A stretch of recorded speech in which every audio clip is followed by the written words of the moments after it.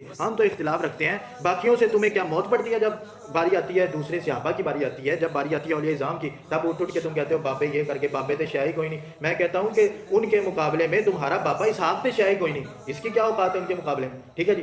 بات رہی اگر آپ کے اندر ہمت ہے بھائی صاحب، اگر آپ کے اندر ہمت ہے، آپ اگر اس کو صحیح سمجھتے ہیں ابھی بھی یہ ساری گفتگو کے بعد بھی، تو ہم آج میرے اعلیٰ حضرت نے لکھا ہے اس کتاب کو جلا کر خاک کر دو، ہم ابھی اس کتاب کو جلاتے ہیں، اس کتاب کو ہم ابھی جلانے کے لیے تیار ہیں۔ آپ جو ہے وہ کیا اس کتاب کو جلانے کے لیے تیار ہیں؟ بخاری کو جلانے کے لیے تیار ہیں؟ کیا آپ مشکات شریف کو جلانے کے لیے تیار ہیں؟ ٹھیک ہے، ہمارے امام نے جو شہید کر دیا سارے، کیوں؟ کیونکہ ان کے دل کے اندر بغض امام حسین تھا، اس وجہ سے انہوں نے یہ کام کیا۔ ٹھیک ہے جی۔ اب مرزا خود کہہ رہا ہے ہم عبارتوں میں فتوے لگاتے ہیں، ہم شخصیات کو، خود کہا ہے نا اس نے شخصیات پہ فتوے نہیں لگاتے، تو پھر یہ کیوں بھونکتا ہے کہ جی آپ کے بابوں نے کلمے پڑھایا، آپ کے بابوں نے کلمے پڑھایا؟ عبارت پہ فتویٰ لگایا نا جی، عبارت کہتے ہیں جی ہم حسن ظن رکھتے ہیں کہ یہ ان کی طرف منسوب ہوں گی، تم کہتے ہو ہم حسن ظن رکھتے ہیں، تمہیں لگتا ہے، ہم کہتے ہیں اصل میں منسوب ہے، ہم نے اس چیز کو ثابت کیا ہے۔ تو تم جب عبارات کو فتوے لگاتے ہو تو پھر یہ کیوں بک بک کرتے ہو کہ تمہارے بابے یہ کر گئے، تمہارے بابے وہ کر گئے؟ ٹھیک ہے، جب اپنے بابے کی باری آتی ہے تو کس طرح دفاع کرتا ہے، یہ بھی جاتے جاتے آپ مجھ سے لے لیجئے، کس طرح وہ دفاع کرتا ہے جب اپنے بابے کی باری آتی ہے۔ یعنی اتنا بےہودہ شخص کہ آج کل جو ہے اتنا بڑا فتنہ آج کے دور کا۔ میں لیکن یہ کہہ رہا ہوں کہ یہی بات جو ہے وہ سب سنابل کے اندر بھی چشتی رسول اللہ موجود ہے، تو چشتی سب سنابل کو کتاب ہے جس کا اعلیٰ حضرت نے فتاوی رضیہ کی جلد نمبر 21 کے اندر، وہ آپ کو پتہ ہے جلد نمبر 21 کے اندر اعلیٰ حضرت نے تعریف کی ہے۔ میں نے آپ کا جواب سن لیا کہ اس کتاب کے اندر پورا مواد ایسا ہو کہ وہ بالکل عقیدے خراب کرنے مرزا والا صاحب کا مطالبہ یہ جلانے کا مقصد یہ ہے کہ تاکہ مزید لوگ گمراہ نہ ہو تو سکیں۔ اس کو بھی جلا دینا تاکہ لوگ گمراہ نہ ہوں۔ کس کو جلا دیں؟ مشکات کو بھی جلائیں، الادب المفرد کو بھی جلائیں، کیونکہ اس کے اندر بھی اس کے نزدیک بہت ساری گستاخانہ، وہ کہتا ہے بہت ساری گستاخانہ مواد موجود ہے۔ یہ سب سنابل کتاب جو ہے یہ بڑی اچھی کتاب ہے، اس کی تعریف رسول اللہ نے کی ہے۔ نہیں پہلے تو اور میری بات اس میں بھی چشتی رسول اللہ موجود ہے۔ بھائی صاحب ایک منٹ میری بات سنیں، ایک منٹ میری بات سنیں، اعلیٰ حضرت کی طرف بھی انشاءاللہ تعالیٰ شاہ صاحب جائیں گے۔ پہلے آپ یہ بتائیں اس کتاب سے جو شاہ صاحب نے اس کا رد پیش کیا ہے آپ اس سے مطمئن ہیں کہ نہیں ہے؟ ایک سے بھی عبارت کے اندر احتمال آ جاتا ہے کہ کسی جگہ پر کسی کی طرف منسوب، کسی جگہ پر کسی کی طرف منسوب، کسی جگہ پر کسی کی طرف منسوب۔ اب وہ کتاب تو چلو اور تھی، ادھر جو ہے وہ حضرت صاحب نے، جو حضرت صاحب ہیں جو وہ مرزا انجینئر ہے، اس نے حوالہ کس چیز کا دیا ہے؟ شبیر برادرز لاہور سے چھپی ہوئی۔ یہ کدھر سے چھپی ہے؟ شبیر برادر لاہور سے چھپی، یہی ہے نا جی۔ صفحہ نمبر اس کا 1919 سے پیش کیا تھا آپ نے، فوائد السالکین ہی پیش کیا، حشر بہشتی پیش کیا، یہی پیش کیا نا، بالکل یہی آپ نے سارا کچھ یہی آپ نے پیش کیا۔ سیم خود لکھا کیا ہے؟ خواجہ معین الدین چشتی، یہاں پر کیا لکھا ہے؟ خواجہ قطب الدین بختیار کاکی رحمۃ اللہ پرنٹنگ میں علیہ۔ مسٹیک آ گئی نا۔ دیکھیں چلو جی چلو۔ تاج نظر ہے حال میرا سرکار، توجہ فرمائے سرکار، توجہ فرمائے۔ بسم اللہ الرحمن الرحیم، الصلاۃ والسلام علیکہ یا سیدی یا رسول اللہ وعلی آلک و صحابک یا حبیب اللہ۔ جی حضور شاہ صاحب بہت شکریہ جناب دا کہ جناب نے سانوں خصوصی ٹائم دتا ہے۔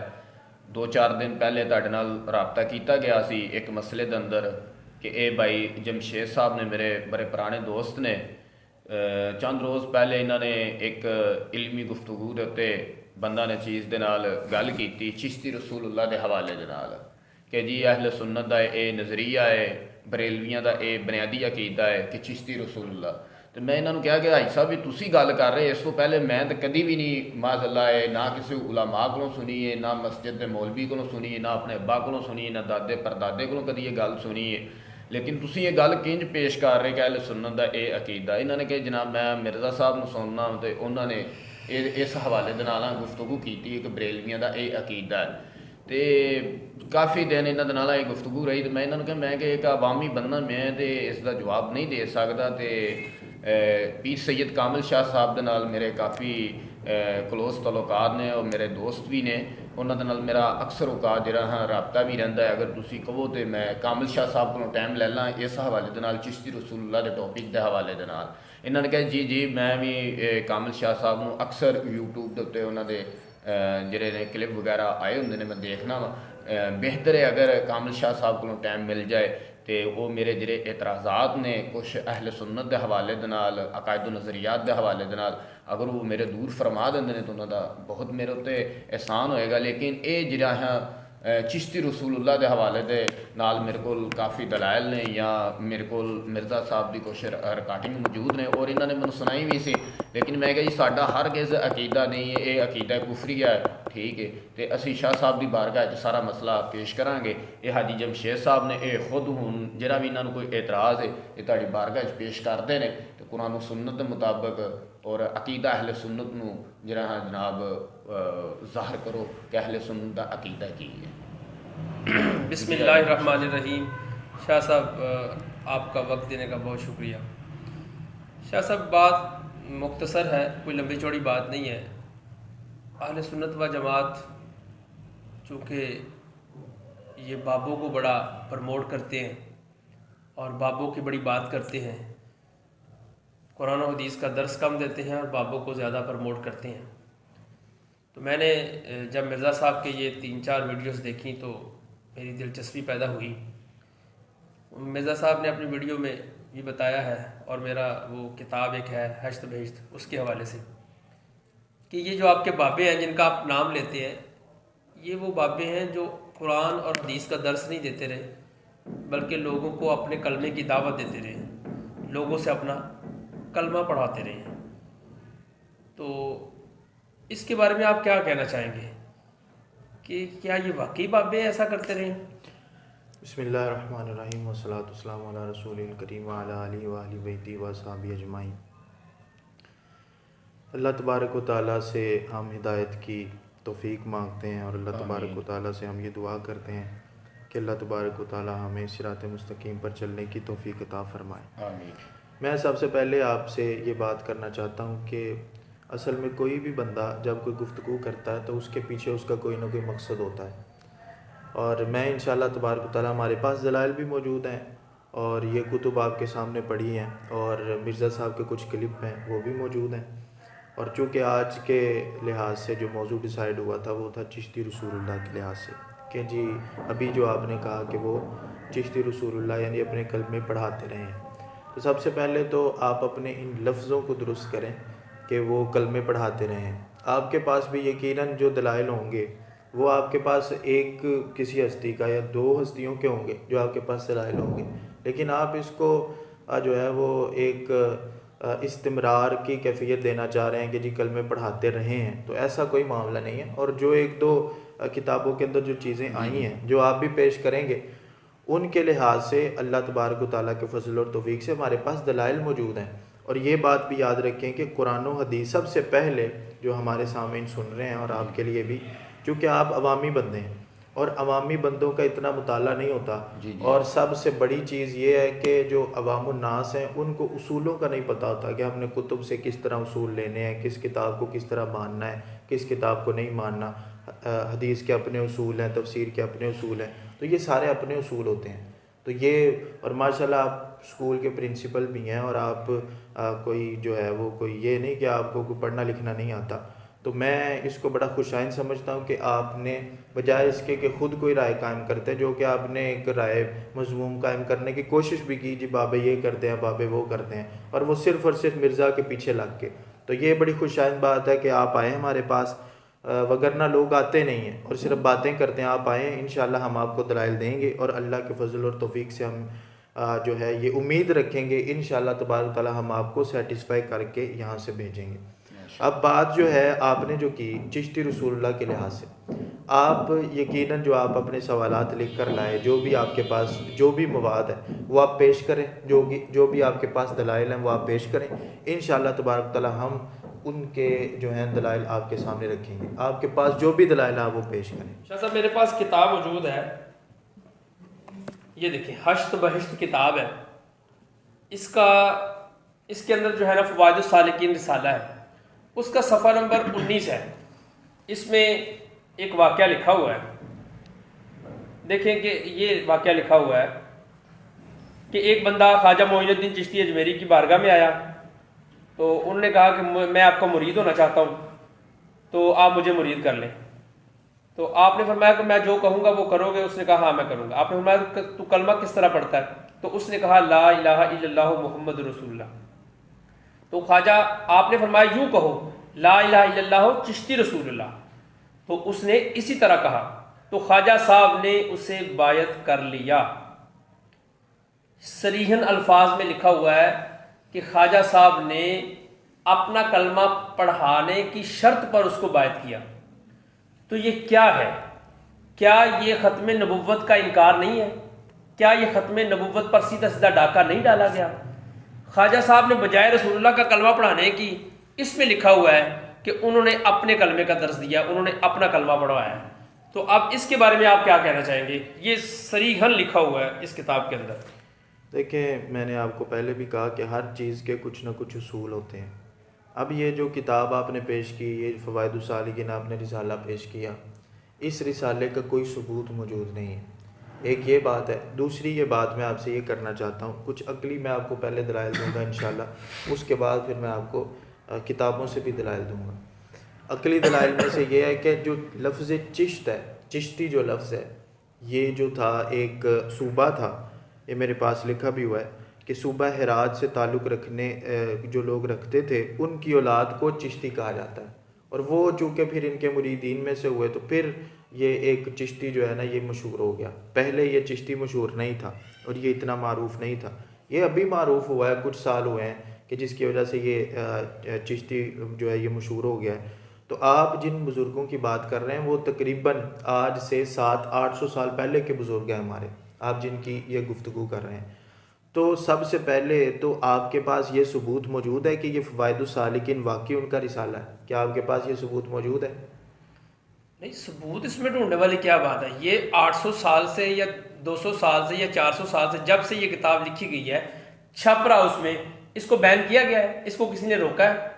یہ انہی کی کتاب ہے، انہی کی طرف نام ان کا لکھا ہو تو انہی کی کتاب ہم مانیں گے نا. نہیں دیکھیں، بات میں نے آپ کو پہلے کہا تھا کہ بات اصول سے ہوگی، احتمالات پر گفتگو نہیں ہوتی اور احتمالات پر دلائل بھی نہیں دیے جاتے. آپ جس کی بات کر رہے ہیں وہ علمی کتابی ہونا یہ بات ہے کہ آپ کوئی مستند دلیل پیش کریں. مستند دلیل آپ کے پاس کیا ہے؟ مستند دلیل آپ کے پاس یہی ہے کہ جی یہ کتاب ہے اور کتاب کے اندر لکھا ہوا ہے، ٹھیک ہے. آپ کے پاس آپ اس چیز کو تسلیم کرتے ہیں کہ آپ کو یہ نہیں پتا کہ فوائد السالکین یہ کب چھپا ہے، یہ کتنے سالوں سے چھپ رہا ہے. آپ نے احتمالات کے احتمال کے طور پہ یہ کہا ہے نا کہ جی 200 سال ہو سکتے ہیں، 400 سال ہو سکتے ہیں. آپ کو اس چیز کا علم نہیں ہے. تو میں نے آپ کے سامنے جو رکھا کہ چشتی اس وقت مشہور ہی نہیں تھا. ایک یہ عقلی دلیل اس طور پر یہ ہو گئی کہ دوسرا یہ ہے کہ یہ جو خواجہ قطب الدین بختیار کاکی رحمۃ اللہ علیہ، یہ خواجہ معین الدین چشتی اجمیری رحمۃ اللہ علیہ کے مرید ہیں، ٹھیک ہے.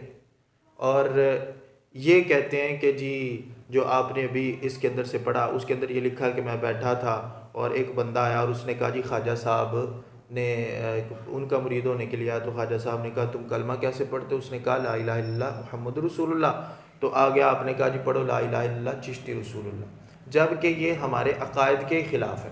میں آپ کو کچھ چیزیں سمجھاتا ہوں کہ آپ کو کوئی بندہ یہ کہے کہ جی امام حسین رضی اللہ تعالیٰ عنہ کے پاس ایک بندہ آیا اور اس نے آ کے کہا کہ مجھے یعنی یہی بات وہ کرے، کیا آپ اس کو تسلیم کریں گے؟ نہیں تسلیم. کیوں نہیں تسلیم کریں گے؟ کیونکہ وہ ایک ایسی ہستی ہیں کہ جن کی طرف جھوٹ کی نسبت ہونا یہ یعنی ہم اس کو تسلیم نہیں کر سکتے. اگر کسی کتاب کے اندر آ جائے تو ہم کیا کہیں گے کہ بھائی یہ کسی نے الحاق کیا ہے، یہ ان کی طرف کسی نے منسوب کیا ہے، یہ ان کی طرف نہیں ہو سکتا. خواجہ معین الدین چشتی اجمیری رحمۃ اللہ علیہ کوئی چھوٹی شخصیت نہیں ہے.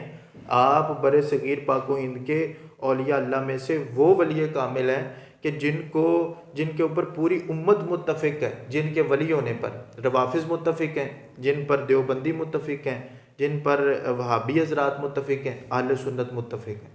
یہ سب کے جو ہیں وہ اکابرین میں سے ان کو یہ سمجھے جاتے ہیں، وہ سارے ان کے اوپر متفق ہیں. تو آپ ان کے اوپر یہ الزام لگا رہے ہیں کہ انہوں نے کلمہ پڑھایا. میں الزام نہیں لگا رہا، میں کتاب سے آپ کو دکھا رہا ہوں، کتاب سے دلیل دے رہا ہوں. شاہ صاحب کی بات سنیں، شاہ صاحب کی بات. میں آپ کو اسی طرف آ رہا ہوں کہ جس طرح میں نے کہا کہ اگر امام حسین رضی اللہ عنہ کے بارے میں آ جائے آپ تسلیم کریں گے؟ آپ نے کہا نہیں. کیا کہیں گے؟ جی کتاب میں کسی نے شامل کر دیا ہوگا، ان کی شخصیت ایسی نہیں ہے. میں یہی ثابت کرنے کی کوشش کر رہا ہوں کہ یہ اولیاء اللہ میں سے ہیں اور متفق اولیاء اللہ میں سے جن کو ساری امت ولی مانتی ہے. تو ان کی طرف ہونا بھی یہ جو ہے اس کو ذہن تسلیم نہیں کرتا. یہ میں عقلی صرف دلائل دے رہا ہوں. میں انشاءاللہ آپ کو نقلی دلائل بھی دوں گا کہ اس کے کہ یہ بالکل الحاقات میں سے ہے. میں نے آپ کے سامنے رکھا کہ فوائد السالکین یہ کب سے چھپ رہا ہے، کہاں سے چھپ رہا ہے، اس کی آپ کے پاس کوئی دلیل نہیں ہے. میں آپ کے سامنے کچھ چیزیں رکھنا چاہتا ہوں کہ ہمارا عقیدہ اس بارے میں کیا ہے. یہ دیکھیے، یہ ہمارے پاس ہے فتاوی رضویہ اعلیٰ حضرت رحمۃ اللہ علیہ کا، ٹھیک ہے جی. اس کی جلد نمبر ہے 15. جلد نمبر 15 کے اندر اعلیٰ حضرت رحمۃ اللہ علیہ واضح طور پہ اس چیز کو بیان کر رہے ہیں کہ اعلیٰ حضرت رحمۃ اللہ علیہ، یہ دیکھیے اعلیٰ حضرت رحمۃ اللہ علیہ اس چیز کو بیان کرتے ہیں، غور سے سنیے کہ فتاوی ہندیہ کی عبارت آپ نے نقل کی، فرماتے ہیں اگر کوئی شخص کہے میں اللہ کا رسول ہوں یا فارسی میں کہے میں پیغمبر ہوں کافر ہو جائے گا، اگرچہ مراد یہ لے کہ میں کسی کا پیغام پہنچانے والا ایلچی ہوں، پھر بھی وہ کافر ہو جائے گا۔ ہمارا عقیدہ تو یہ ہے، تو کیا یہ ہو سکتا ہے کہ یہی امام ان کو امام الاولیاء بھی لکھیں اور یہی امام اپنا عقیدہ یہ بھی لکھیں کہ جو بندہ پیغمبر بھی کہے تو وہ کافر ہو جائے گا؟ اس کا جواب تو آپ دیں نا، میں یہ ڈبلنگ کیوں ہو رہی ہے؟ میں دے رہا ہوں نا کہ ایسا امام الاولیاء بھی کہیں اور ساتھ یہ ایسا عبارتیں ہو بھی نہیں سکتا۔ دیکھیے اب اس کی جو ہے وہ 555 نمبر صفحہ پر میں آپ کو جو ہے وہ دلائل دے رہا ہوں۔ پہلے میں نے عقلی طور پر آپ کو سمجھانے کی کوشش کیا، میں آپ کو دلائل دے کے سمجھانے کی کوشش کرتا ہوں۔ دیکھیے 555 نمبر صفحہ پر اعلیٰ حضرت فرماتے ہیں کہ اولاً کوئی کتاب یا رسالہ کسی بزرگ کے نام سے منسوب ہونا اس سے ثبوت قطعی کو مستلزم نہیں ہے، یعنی اس سے قطعی ثبوت نہیں مل جاتا کہ یہ اسی کا رسالہ ہے اور اسی نے اس کو لکھا ہے۔ بہت رسالے خصوصاً اکابر چشت کے نام منسوب ہیں جس کا اصلاً ثبوت نہیں، یعنی بہت سے اعلیٰ حضرت خود لکھ رہے ہیں کہ اکابر چشت کے لحاظ سے بہت سارے رسالے ان کی طرف منسوب ہیں کہ جن کا اصلاً کوئی ثبوت نہیں ہے۔ اب احتمال یہاں پہ پیدا ہو گیا کہ ہو سکتا ہے کہ اس کا ثبوت ہو اور ہو سکتا ہے اس کا ثبوت نہ ہو، اس جو ہے وہ عبارت سے یہ سامنے آ گیا۔ ٹھیک ہے جی، میں آپ کے سامنے یہاں پر یہ فتاوی رضویہ جلد نمبر اس کی 22 اس سے ایک حوالہ پیش کرنا چاہتا ہوں۔ دیکھیے اکابر جو اولیاء اعظام ہیں رضی اللہ تعالیٰ عنہ کہ ارشادات کثیرہ سے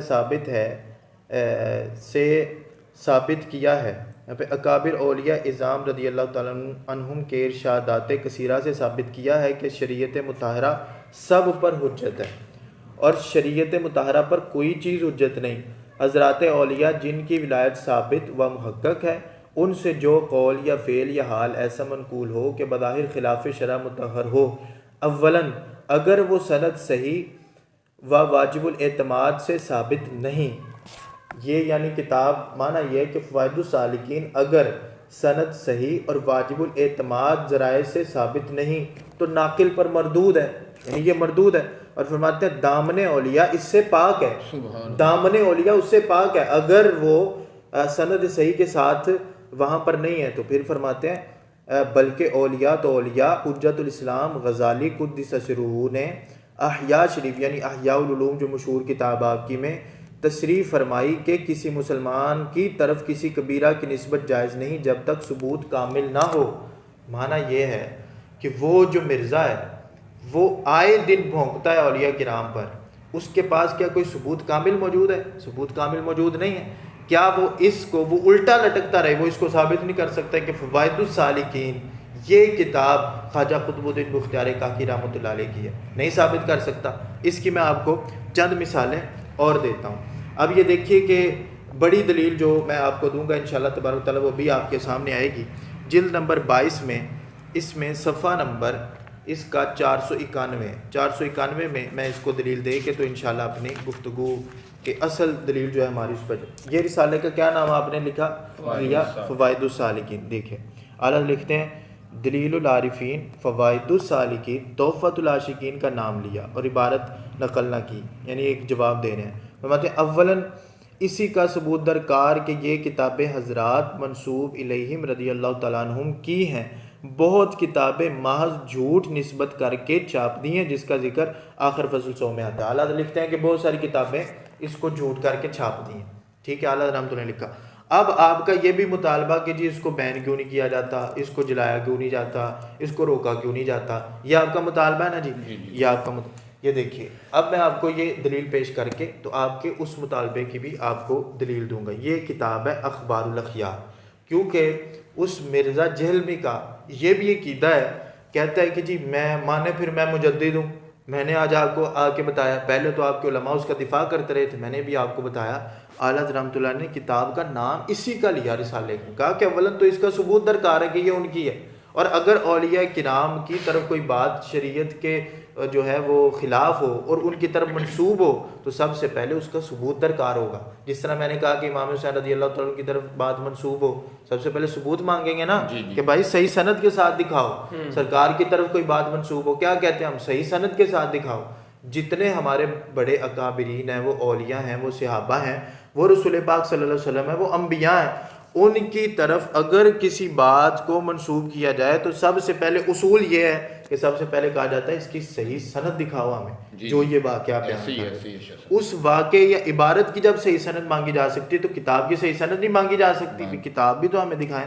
اخبار الاخیار یہ کتاب ہے شیخ عبدالحق محدث دہلوی رحمۃ اللہ علیہ کی. آپ کی شخصیت 400 سال پرانے، آپ بزرگ ہیں. آپ نے خواجہ نصیر الدین چراغ دہلوی رحمۃ اللہ علیہ آپ کے حوالے سے لکھا ہے. خواجہ نصیر الدین چراغ دہلوی رحمۃ اللہ علیہ یہ تقریباً 600-700 سال پرانے بزرگ ہیں. آپ لکھتے ہیں شیخ الاسلام فرید الدین، شیخ الاسلام قطب الدین اور خواجگان چشت میں سے کسی شخصیت نے تصنیف نہیں کی. کون کہتے ہیں؟ خواجہ نصیر الدین چراغ دہلوی رحمۃ اللہ علیہ، جو کہ جن کا آگے لڑی پوری جو ہے بابا فرید رحمۃ اللہ علیہ سے ہوتے ہوئے خواجہ نظام الدین اولیاء محبوب الہی بابا فرید رحمۃ اللہ علیہ، خواجہ قطب الدین بختیار کاکی اور پھر جا کے خواجہ معین الدین چشتی اجمیری رحمۃ اللہ علیہ سے ملتی ہے یہ سند. آپ فرماتے ہیں خواجہ فرید الدین ہو یا قطب الدین ہو یا خواجگان چشت میں سے کسی شخصیت نے کوئی تصنیف کی ہی نہیں ہے، یہ فرماتے ہیں. اور یہ بزرگ میں نے آپ پہلے بتایا 400 سال پرانے اور وہ 600-700 سال پرانے، اور جن کے بارے میں گفتگو کی جا رہی ہے یعنی کہ پوری سند آپ کے سامنے اس کی مل جاتی ہے کہ یہ گفتگو ان کے بارے میں کی جا رہی. مرزا کا جو یہ دعویٰ تھا کہ میں مجدد ہوں، آج سے پہلے کسی نے آج سے پہلے دفاع کرتے رہے، یہ بھی اس کا دعویٰ باطل ہو گیا کہ 400 سال پہلے ہمارے شیخ محقق نے، شیخ محقق علی الاطلاق کہا جاتا ہے ان کو، شیخ عبدالحق محدث دہلوی کو، کوئی دیوبندی ہو، کوئی وہابی ہو، کوئی بھی ہو، کوئی بھی جو حدیث روایت کرتا ہے وہ جب برے صغیر سے باہر عربوں کی طرف نکلتا ہے شیخ عبدالحق محدث دہلوی کی سند سے نکلتا ہے، اس کے بغیر وہ نکلتا ہی نہیں. آپ کو شیخ محقق اس لیے کہا جاتا ہے علی الاطلاق. آپ کیا فرماتے ہیں؟ آپ فرماتے ہیں کہ انہوں نے کوئی کتاب تصنیف نہیں کی. ٹھیک ہے جی، یہ جو ہے اخبار الاخیار کے اندر یہ ویسے کتاب یہ فلاں نے کتاب تصنیف نہیں کی، یہ بھی کہہ رہے ہیں کتاب تصنیف نہیں کی. یہ مجھے لگتا ہے جان چھڑانے کا ایک آسانی ہے، بلکہ جی بھی ہمارے تو کسی نے کتاب ہی تصنیف میں نہیں کی. آپ کو ایک منٹ آپ اعتراض کریں، آپ تو نہیں جی دیکھیں، میں نے اپنی طرف سے تو کوئی بات نہیں کی. میں نے تو شیخ عبدالحق محدث دہلوی رحمۃ اللہ علیہ کو پیش کیا، میں نے امام احمد رضا بریلوی رحمۃ اللہ علیہ کو پیش کیا، میں نے تو اپنے اکابرین کو پیش کیا کہ انہوں نے اس بات کو تسلیم نہیں. انہوں نے لکھا ہے کہ انہوں نے جو خواجہ معین الدین چشتی اجمیری ہیں یعنی خواجہ قطب الدین بختیار کاکی رحمۃ اللہ علیہ ہیں، خواجہ نظام الدین اولیاء ہیں، یا جو اخبار الاخیار کے اندر واضح طور پہ یہ بات لکھی ہے کہ جو دو بزرگوں کے نام شیخ فرید الدین، شیخ قطب الدین اور خواجگان چشت میں سے کسی شخصیت نے کوئی تصنیف ہی نہیں کی. تو جب انہوں نے ہمارے بڑے بڑے جو آج سے 400 سال پہلے جو بزرگ ہیں ان کو زیادہ پتہ ہے یا آج جو اٹھ کے فتنہ مچا رہا ہے اس کو زیادہ پتہ ہے؟ 400 سال پہلے بزرگوں کو پتہ ہے نا، یعنی اس وقت وہ اس بات کو کہہ رہے ہیں نہیں، وہ لوگوں کو آگاہی دے رہا ہے. مرزا محمد علی انجینئر لوگوں کو آئینہ دکھا رہا ہے، لوگوں کو حقیقت سے آگاہ کر رہا ہے. ایک منٹ شاہ صاحب، اس کی سند آپ پیش کریں، اس کی سند پیش کریں. شاہ صاحب تو سند سے آپ کو بتا رہے ہیں، اعلی حضرت امام احمد رضا خان فاضل بریلوی سے آپ کو بتا رہے ہیں. ایک منٹ سے آپ کو بتا، میں نے آپ کو پہلے، آپ اس بات کو یہ بھول گئے، میں نے ان کو پہلے سمجھایا. میں نے ان کو کہا کہ جی اگر امام حسین رضی اللہ تعالیٰ عنہ آپ کی طرف کوئی بات منسوبہ آپ تسلیم کریں گے؟ نہیں تسلیم کریں گے نا. کیوں نہیں تسلیم کریں گے؟ اس وجہ سے کہ ہم کہیں گے جھوٹی ہے. اس کی سند پیش کرو. رسول پاک صلی اللہ علیہ وسلم کی طرف کوئی بات منسوب ہو، ہم کیا کہتے ہیں؟ اس کی سند پیش کرو. کہتے ہیں کہ نہیں کہتے؟ اب میں اس کی آپ کو یہ بات بتا رہا ہوں کہ اس کی سند پیش کریں. سند نہیں ہے. ایک یہ ہے کہ ہم اس کی خالی سند ہی مانگ لیتے، آپ سند ہی پیش نہ کر سکتے تو اعلیٰ حضرت رحمۃ اللہ نے جو لکھا کہ اصلاً اولیاء کرام اگر شریعت مطہرہ کے کوئی خلاف بات ان کی طرف منسوب ہو تو پھر ہم اس کو اس صورت کے اگر اس کی سند موجود نہ ہو تو پھر وہ ناقل پر مردود ہو جاتی ہے، ناقل پر وہ مردود ہوتی ہے. کیا مطلب یہ ہے کہ ہم اس کو تسلیم ہی نہیں کرتے کہ یہ ان کی بات ہے، یہ بعد میں کسی نے الحاقات کر دیے ہوں گے. اور اعلیٰ حضرت رحمۃ اللہ نے جلد نمبر 15 کے اندر 555 صفحہ 56 پر لکھا کہ ابن عربی رحمۃ اللہ علیہ کی کتابوں کے اندر بہت سارے الحاقات موجود ہیں جو الیواقیت والجواہر کے اندر امام عبد الوہاب شعرانی رحمۃ اللہ علیہ نے بھی اس کو ذکر کیا. ٹھیک ہے جی. بڑے بڑے ائمہ محدثین نے ذکر کیا ہے کہ آپ جرح تعدیل کی کتابیں پڑھیں اسماء و رجال کی, امام ذہبی ابن حجر کو پڑھیں, وہ لکھا نہیں ہوتا کہ یہ چیز موضوع ہے, یہ سرکار کی طرف ایسی منسوخ کی گئی ہے, یہ اصل میں نہیں ہے. لکھا ہوتا ہے کہ نہیں لکھا ہوتا. اسی طرح ہی یہ اولیاء کرام کی طرف منسوب ہے اور ہم نے اخبار الاخیار سے اس کو پیش بھی کیا ہے. آپ پھر بھی اس چیز کو تسلیم نہیں کر رہے, آپ پھر بھی یہ کہہ رہے. ابھی میں آپ کو دیکھیے ایک اور آپ کو میں یہ حوالہ پیش کرتا ہوں. دیکھیے اب یہ میرے پاس ہے تاریخ تبری. ٹھیک ہے جی, تاریخ تبری, اس کی جلد نمبر ہے 4. 60 ہجری کے واقعات کے اندر یہ واقعہ لکھا ہوا ہے. اگر آپ اس کو پڑھیں صفحہ نمبر 133, حضرت امیر معاویہ کے متفرق حالات. ٹھیک ہے جی. حضرت معاویہ رضی اللہ تعالیٰ, یہاں پر ایک شخص کا واقعہ لکھا ہوا ہے کہ حضرت عمر بن عاص کے ساتھ اہل مصر کو وہ لے کے حضرت امیر معاویہ کے پاس آئے تو انہوں نے کہا کہ تم ان کو امیر المومنین نہ کہنا, حضرت امیر معاویہ کو امیر المومنین نہ کہنا. تو اس شخص کا نام تھا, جب وہ سامنے آیا اس شخص کا نام تھا ابن الخیاط. حاجیوں نے اسے بہت ہی زیادہ پریشان کیا. حضرت معاویہ رضی اللہ تعالیٰ عنہ کو دیکھ کر کہنے لگا السلام علیکہ یا رسول اللہ. حضرت امیر معاویہ کو دیکھ کر پھر پے در پے لوگ آنے لگے اور اسی طرح کا سلام سب نے کیا. جب وہاں سے نکلے تو ابن عاص نے کہا خدا کی مار تم لوگوں پر, میں نے تو منع کیا تھا امیر المومنین کہہ کر اسے سلام نہ کرنا, تم نے رسول اللہ کہہ کر. اب حضرت عمر بن عاص صحابی رسول ہیں, حضرت امیر معاویہ رضی اللہ تعالیٰ صحابی رسول ہیں, اور پھر ان کی صحابیت پر اہل سنت و جماعت کا اجماع ہے. عبداللہ بن عباس, بخاری شریف کے اندر عبداللہ بن عباس نے کہا کہ یہ صحابی رسول ہیں اور ان کے صحابیوں نے پر اجماع ہے. اب کیا اس بات کو آپ تسلیم کریں گے کہ صحابی رسول نے السلام علیکہ یا رسول اللہ سنا اور سن کے چپ رہے اور پے در پے لوگ ان کو السلام علیکہ یا رسول اللہ کہنے لگے؟ نہیں. کیوں نہیں تسلیم کریں گے؟ کتاب کے اندر تو لکھا ہے. ان پر کیوں نہیں اعتراض ہوگا؟ اس لیے اعتراض نہیں ہوگا کہ بھائی اس کی صحیح سند پیش کرو, اس کی صحیح سند دکھاؤ. کتاب تو موجود ہے نا جی, جس طرح آپ کے پاس حشبیس کتاب ہے, کتاب تو موجود ہے تاریخ تبری, اس کے اندر لکھا ہوا ہے, لیکن آپ کیا کہیں گے اس کی صحیح سند پیش کرو. البدایہ والنہایہ کے اندر لکھا ہے کہ حضرت عبداللہ بن عباس رضی اللہ تعالیٰ عنہ کا عقیدہ تھا کہ جو 7 زمینیں ہیں ان 7 زمینوں میں ہر جگہ رسول پاک صلی اللہ علیہ وسلم موجود ہے. 7 زمینوں کے اندر ہر جگہ, یعنی 7 جگہ پر سرکار موجود ہیں. لیکن محدثین نے اس بات کو واضح کیا کہ یہ روایت موضوع ہے. عبداللہ بن عباس ایسا عقیدہ رکھ ہی نہیں سکتے کیونکہ سرکار کی ختم نبوت اس وقت جو ہے یہ ثابت ہوگی کہ جب رسول اکرم صلی اللہ علیہ وسلم کے بعد بھی کوئی نبی نہ ہو اور آپ کے زمانے میں بھی کوئی نبی نہ ہو. اس کو کہتے ہیں ختم نبوت کا ہونا. تو سرکار کے زمانے میں اگر خود بھی وہ موجود 7 زمینوں کے اندر ہی موجود ہیں تو پھر ختم نبوت پہ رفع آتا ہے. تو یہ جھوٹی روایات ہیں اور علماء نے اس کو لکھا جھوٹی روایات ہیں. یہ بھی جھوٹی روایت ہے جو میں آپ کو پیش کر رہا ہوں. اور یہی نہیں صرف کہ شیخ عبداللہ محدث دہلوی نے پیش کر دیا, اس کے جھوٹے ہونے کی بہت ساری اور وجوہات. دیکھیں میں آپ کے سامنے پیش کرتا ہوں. ہمارے ایک بزرگ گزرے ہیں بہت پرانے, 1200 سال پرانے, شیخ ابو بکر شبلی رحمۃ اللہ علیہ, بہت پرانے بزرگ گزرے ہیں, نام سنا ان کا. ٹھیک ہے جی. فوائد الفواد ایک کتاب ہے, اس کے یہ صفحہ نمبر 515 پر یہ لکھا ہوا ہے کہ ایک شخص جو ہے نا, یہ حضرت شیخ شبلی نے پوچھا تو ایک شخص آیا, اس نے شیخ شبلی نے پوچھا تو کلمہ کس طرح پڑھتا ہے؟ مرید نے جواب دیا پڑھتا ہوں لا الہ الا اللہ محمد رسول اللہ. شبلی بولے اس طرح پڑھ لا الہ الا اللہ شبلی رسول اللہ. 1200 سال پرانے ہمارے بزرگ ہیں اور یہ کتاب فوائد الفواد ہے. کس کی طرف منسوب ہے؟ خواجہ نظام الدین اولیاء محبوب الہی کی طرف منسوب ہے.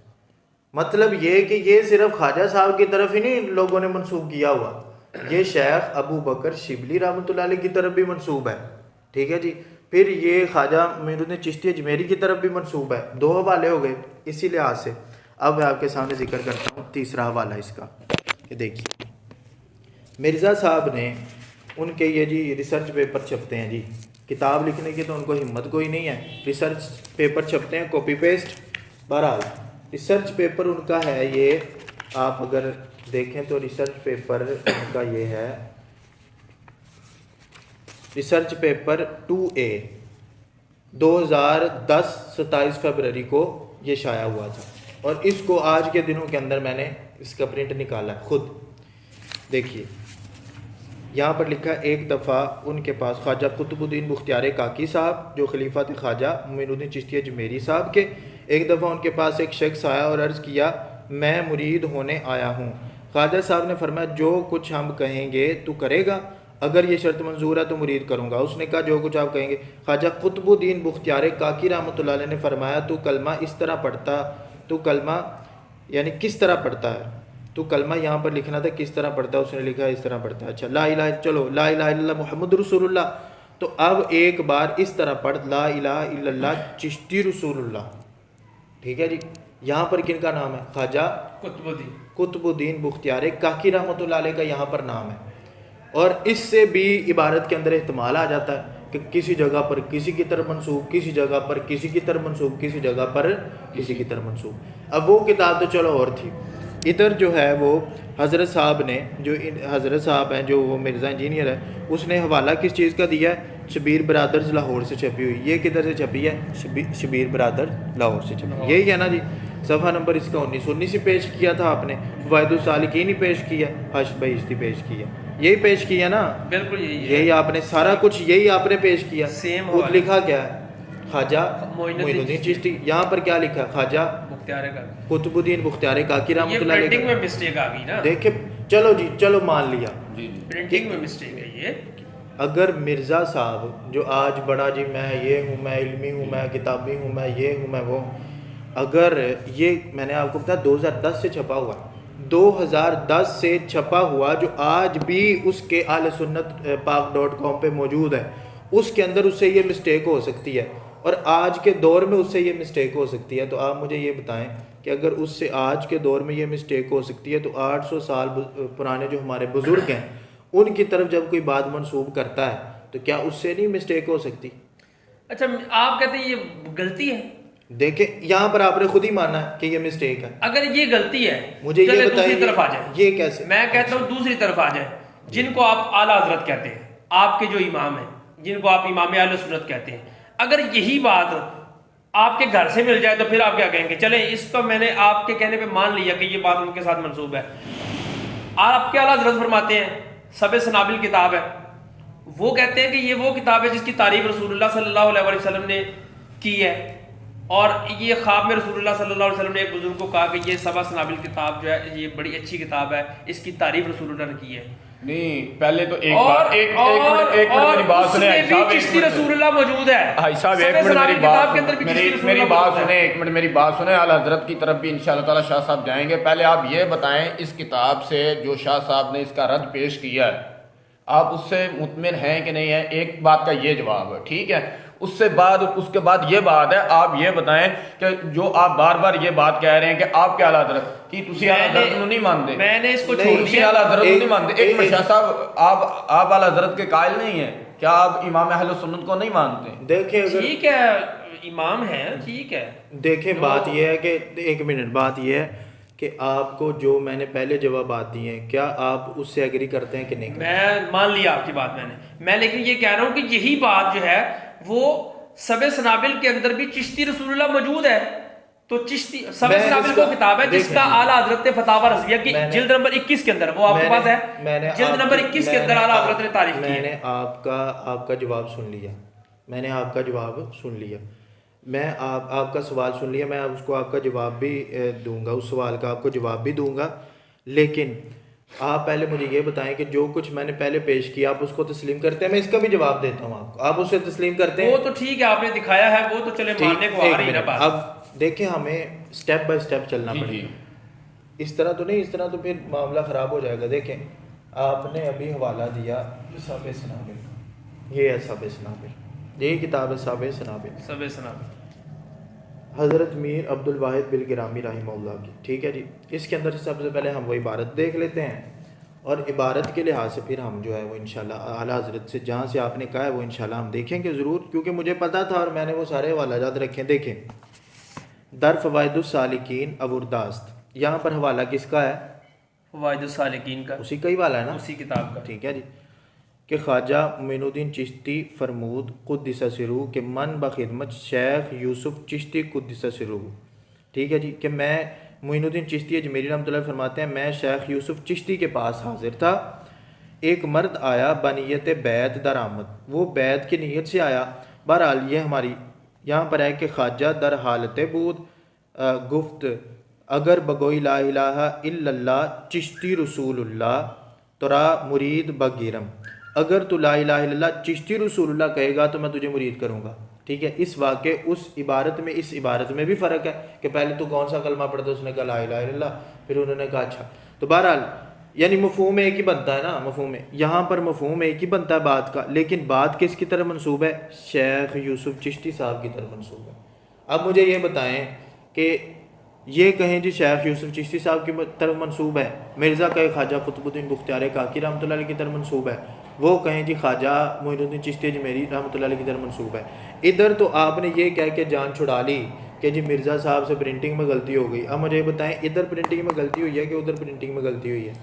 نہیں تو یہ چشتی جو شیخ یوسف چشتی رسول اللہ کہا گیا ہے یہ بھی تو کفر ہی ہے نا۔ شیخ یوسف چشتی، اصل میں بات یہ نہیں ہے، یہ بھی تو کفر ہی ہے نا۔ اصل میں بات یہ نہیں ہے، بات یہ ہے کہ شخصیات ہی بدل گئی ہیں۔ ادھر ہے خواجہ معین الدین چشتی اجمیری، یہاں پہ ہے خواجہ یوسف چشتی۔ اب میں آپ کو اعلیٰ رحمۃ اللہ علیہ کی عبارت دکھاتا ہوں، آپ اسی پہ آ جائیں نا۔ آپ کا یہی میں یہ کہتا ہوں کہ یہ اگر یہاں پر اگر چشتی یوسف لکھا ہوا ہے یوسف چشتی کے بارے میں، تو پھر بھی لکھا تو ہوا ہے نا، غیر نبی کے بارے میں لکھا ہوا ہے، اور یہ سب سنابل کی تعریف اعلیٰ حضرت آپ کے کر رہے ہیں۔ یہی آپ کہہ رہے ہیں نا، تعریف اعلیٰ رحمۃ اللہ علیہ نے کی ہے، تو کس طرح یہ سرکار کی بارگاہ مقبول ہو سکتی ہے؟ کیونکہ اس کے اندر تو گستاخی موجود ہے۔ یہی کہ آپ کہہ رہے ہیں نا، یہی مرزا کا اعتراض ہے نا کہ بھائی اس کے اندر تو گستاخی ہے، اور اعلیٰ رحمۃ اللہ نے کس طرح یہ سرکار کی بارگاہ میں وہ کتاب کس طرح مقبول ہو سکتی ہے؟ ٹھیک ہے جی، کتاب کس طرح مقبول ہو سکتی ہے کہ جس کے اندر گستاخی ہو؟ یہی آپ کہنا چاہ رہے ہیں نا۔ ابھی میں آپ کو اس کی بھی دلیل دے دیتا ہوں، دیکھیے میں آپ کو اس کی دلیل دیتا ہوں۔ دیکھیے اعلیٰ رحمۃ اللہ علیہ نے جلد نمبر 21 کے اندر اس کی تعریف کی ہے، یہ ہے ہمارے پاس جلد نمبر 21۔ اس کے اندر اعلیٰ رحمۃ اللہ علیہ نے جو ہے یہ سب سنابل کی تعریف کی ہے۔ تو سب سنابل یہ دیکھیے، یہ یہاں پر اس کا صفحہ نمبر ہے 564 اور 565، جلد نمبر اس کی کون سی ہے جی؟ 21۔ ٹھیک ہو گیا جی۔ اس کے اندر اعلیٰ رحمۃ اللہ نے یہ لکھا ہوا ہے، اور اس عزت و کرامت کا باعث یہ ہے کہ ان کی تصنیف کردہ کتاب سبع سنابل شریف بارگاہ نبوی سے شرف قبول پا چکی ہے۔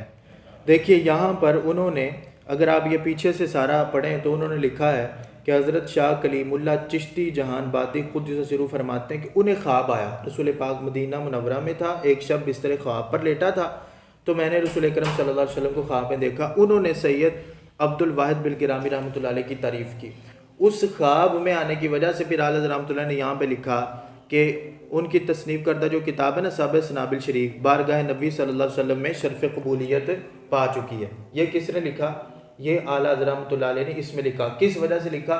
خواب میں جو سید عبد الواحد بالگرامی رحمۃ اللہ علیہ کو رسول پاک صلی اللہ علیہ وسلم ان کے بارے میں جو سرکار نے فرمایا تھا۔ ٹھیک، دیکھیے اب میں آپ کے سامنے، آپ کا اصل میں اعتراض یہ تھا، اعتراض کو آپ نے ذہن میں رکھنا ہے کہ اصل میں اعتراض آپ کا یہ تھا کہ اعلیٰ رحمۃ اللہ علیہ نے کس طرح کتاب کی تعریف کی کہ سرکار کی بارگاہ مقبول ہے، اور کتاب کس طرح مقبول ہو سکتی ہے کہ جب کہ اس کے اندر گستاخی موجود ہے۔ اب میں آپ کے سامنے یہ پیش کرتا ہوں کہ مرزا کا اصل میں مرزا انجینئر کا دعویٰ کیا ہے۔ میں آپ کو اس کا دعویٰ سنا دیتا ہوں تاکہ بات جو ہے وہ ثبوت کے ساتھ ہو، ثبوت کے بغیر بات نہ ہو۔ تو میں آپ کو اس کا یہ دعویٰ سناتا ہوں۔ دیکھیے مرزا انجینئر نے یہ بات کی ہے کہ یہ سنیے، صحیح بخاری میں جو آیا ہے کہ نبی صلی اللہ علیہ وآلہ وسلم نے کئی مرتبہ خودکشی کی کوشش کی، کیا ایسی بات پیغمبر اسلام کے شایان شان صحیح معلوم ہوتی ہے؟ کیا ایسی روایت بیان کرنا صراحتاً گستاخی نہیں ہے؟ بات یہ کہ واقعتاً یہ یعنی گستاخانہ چیز ہے۔ پیغمبر کے بارے میں یہ امیجن نہیں کیا جا سکتا کہ وہ خودکشی کی کوشش کریں گے۔ بخاری مسلم کی کئی ایسی حدیث ہیں جو کہ جتنے گستاخانے رسول دنیا میں گزرے ہیں وہ سارے انہی کو کوٹ کری جا رہے ہیں۔ قاری نیب ڈاکٹر صاحب نے کہا جی میں نہیں مانتا ان کو، سندھوں کی چھوڑ دو میں نہیں مانتا، جیسے آپ نے کہا شریف علی، ان کا آپ کیوں دفاع کرتے ہیں؟ ہم احادیث کی تعبیر کرتے ہیں، ہمیں بار بار بھی جی اذان ہو چکی ہے. تو یہ میں آپ کو کلپ سنا رہا تھا مرزا کا. مرزا نے یہ ادعا کیا ہوا ہے، یہ دعویٰ کیا ہوا ہے، اس کا یہ ادعا ہے کہ جناب بخاری شریف کے اندر بھی گستاخی موجود ہے.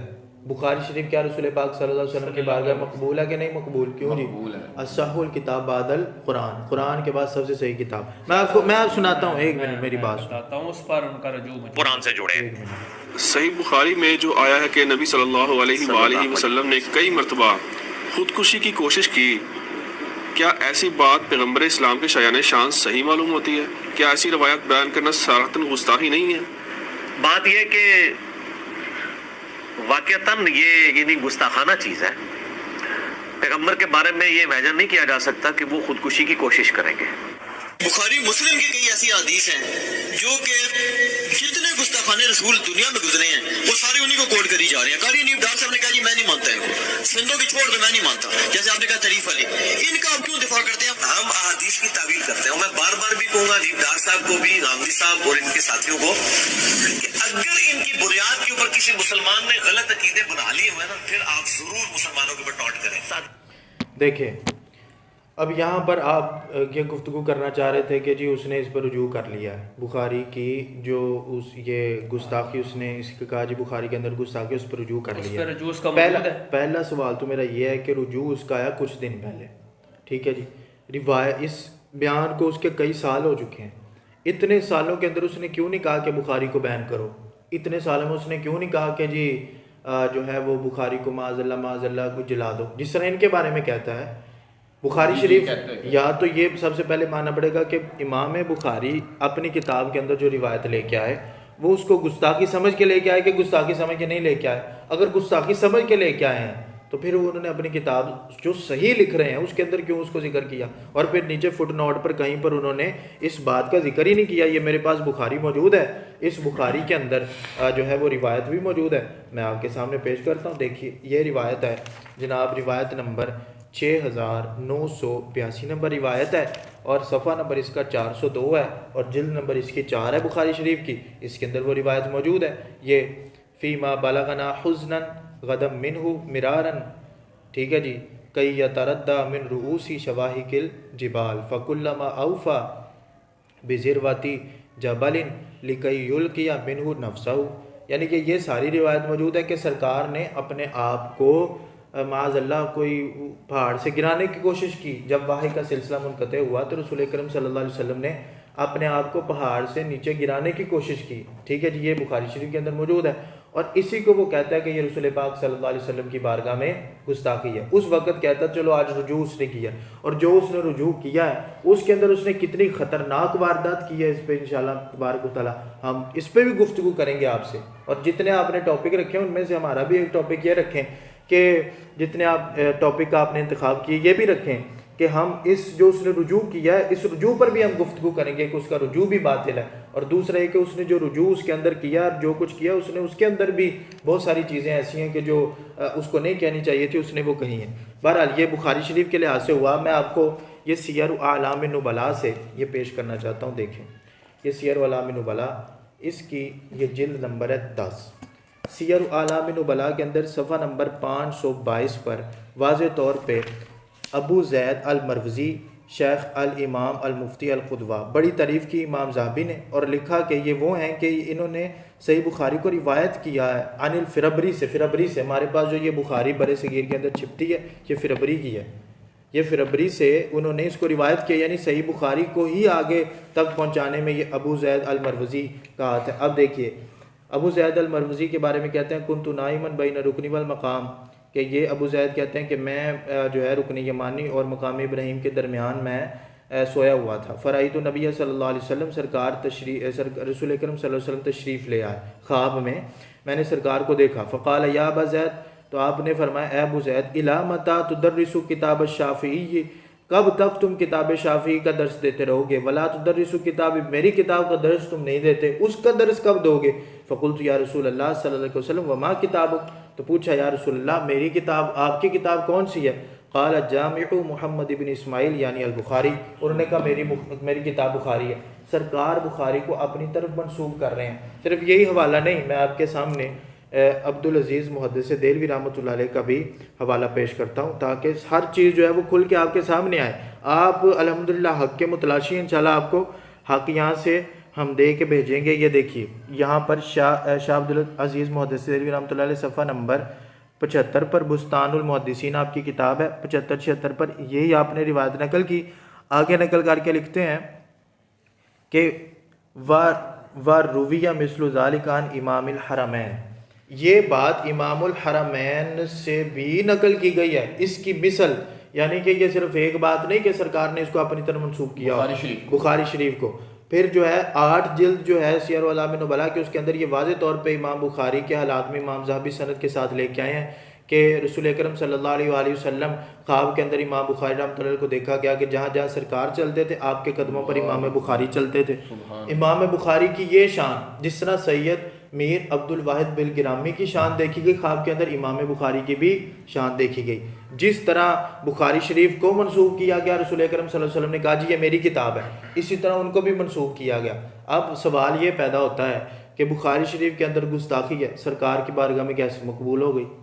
ٹھیک ہے جی, انہوں نے اعتراض کیا جی مرزا صاحب نے رجوع کر لیا. میں آپ سے پوچھتا ہوں رجوع سے پہلے کبھی اس نے رجوع سے پہلے بھی تو سرکار کی بارگاہ مقبول تھی نا, اس وقت کیسے مقبول تھی؟ اس وقت اس کو جو ہے وہ کنڈم کرنا چاہیے تو نہیں جی یہ بخاری بھی گئے اور وہ سارے معاملات گئے. میں آپ کو بھی ایک اور آپ کو اس میں دلیل دیتا ہوں. آپ کہتے ہیں جی بخاری سے اس نے رجوع کیا, ٹھیک ہے جی, اگلی دلیل میں آپ کو یہ تو بڑی بڑی گستاخانہ روایتیں ہیں. پھر مسند احمد کے اندر روایت ہے, الادب المفرد امام بخاری کی کتاب میں موجود ہے. بخاری کی ہر کتاب کی ہر روایت تو درست نہیں ہے کہ جو شخص بخاری کی ہر کتاب کی ہر روایت تو درست نہیں ہے, ٹھیک ہے نا جی. امام بخاری خود سرکار کی بارگاہ میں مقبول ہیں لیکن بخاری کی ہر روایت درست نہیں. کیوں؟ سند چیک کریں گے. اسی طرح سبع سنابل کی جو روایات ہیں اس کی سند چیک کریں گے. اگر فوائد السالکین ثابت ہے تو پھر تو بات آتی ہے, وگرنہ اگر ان پہ فتویٰ لگے گا تو وہی فتویٰ پھر جا کے امام بخاری رحمۃ اللہ علیہ پہ بھی لگے گا. اور وہ کیا یہ بکواس کیا کر رہا ہے, بڑی بڑی گستاخانہ روایات ہیں. اور کس میں ہے؟ مسند احمد کے اندر ہے, الادب المفرد کے اندر ہے, مشکات شریف جو سامنے ٹیبل پہ رکھی ہوتی ہے. میں آپ سے یہ مطالبہ کرتا ہوں کہ چلو جی آپ نے کہا جی اس نے رجوع کر لیا, اس نے مشکات شریف سے تو نہیں رجوع کیا, یہ مشکات شریف میرے پاس پڑی ہے, نہیں رجوع کیا اس نے اس سے تو نہیں رجوع کیا. اور اس کے علاوہ مسند احمد سے تو نہیں رجوع کیا. میں بھی مسند احمد منگوا لیتا ہوں, مسند احمد رکھیں, یہ مرقات المفاتیح, یہ مشکات شریف کی شرح مشکات شریف یہ رکھیں, ٹھیک ہے. یہ طریق تبری ہم رکھتے ہیں جس کے اندر السلام علیکم یا رسول اللہ لکھا ہوا ہے. اگر کتابوں کو صرف اس بیس پہ کہ ان کے اندر الفاظ آ گئے ہیں اس بیس پہ جلانا, اور اس بیس پہ یہ سارا ہو کہ اس کتاب کے اندر پورا مواد ایسا ہو کہ وہ بالکل عقیدے خراب کرنے والا. مرزا صاحب کا مطالبہ یہ جلانے کا مقصد یہ ہے کہ تاکہ مزید لوگ گمراہ نہ ہو سکیں. تو اس کو بھی جلا دیں نا تاکہ لوگ گمراہ نہ ہوں. کس کو جلا دیں؟ مشکات کو بھی جلائیں, الادب المفرد کو بھی جلائیں, کیونکہ اس کے اندر بھی اس کے نزدیک بہت ساری گستاخانہ, وہ کہتا ہے بہت ساری گستاخانہ مواد موجود ہے, ان کو بھی پھر جلانا پڑے گا. لیکن وہاں پر اصول کیا ہے کہ اگر سند صحیح سے ثابت ہے تو اس کو ہم تسلیم کریں گے, وگرنہ ہم کہیں گے نہیں بھائی یہ موضوع سند ہے, صحیح سند لے کے آؤ, پھر ہم اس کو تسلیم کریں گے, کیونکہ کتابوں کے اندر بہت کچھ شامل کر دیا گیا. ٹھیک ہے جی. اس کی میں آپ کو ایک مثال دیتا ہوں, ٹھیک ہے جی, کہ آپ نے یہ کہا کہ اس کی پرنٹنگ کیوں نہیں بند کی جاتی جی, اس کو بین کیوں نہیں کیا جاتا جی, اس کو جلایا کیوں نہیں جاتا. ایک تو ہمارا یہ مطالبہ کہ آپ ان کو بھی جلائیں, پھر آپ ان کو کیوں نہیں جلاتے؟ گستاخانہ عبارات تو ان کے اندر بھی موجود ہیں, آپ ان کو کیوں نہیں جلاتے؟ پھر گستاخانہ عبارات ہونے کے باوجود وہ شخصیت سرکار کی بارگاہ میں مقبول بھی ہے, اس کی کتاب بھی مقبول ہے. یہ بھی ہم نے کوئی اپنی طرف سے بات نہیں کی, دلائل کے ساتھ گفتگو کی ہے. ٹھیک ہے جی, دلائل کے ساتھ ہم نے گفتگو کی ہے. میں آپ کے سامنے ابھی رکھتا ہوں فتاوی رضویہ کی جلد نمبر, میرے پاس یہ جلد نمبر 15. ٹھیک ہے جی, ہم اپنی گفتگو کو سمیٹتے ہیں. یہ جلد نمبر ہماری ہے 15. اس کا صفحہ نمبر میرے پاس لکھا ہے 277, 77 اور 79. ہم اس کے اوپر چلتے ہیں. دیکھیے اعلیٰ حضرت رحمۃ اللہ علیہ آپ سے کتاب تذکرہ غوثیہ کے بارے میں پوچھا گیا, مسلمان پڑھیں عمل کریں کیا کریں؟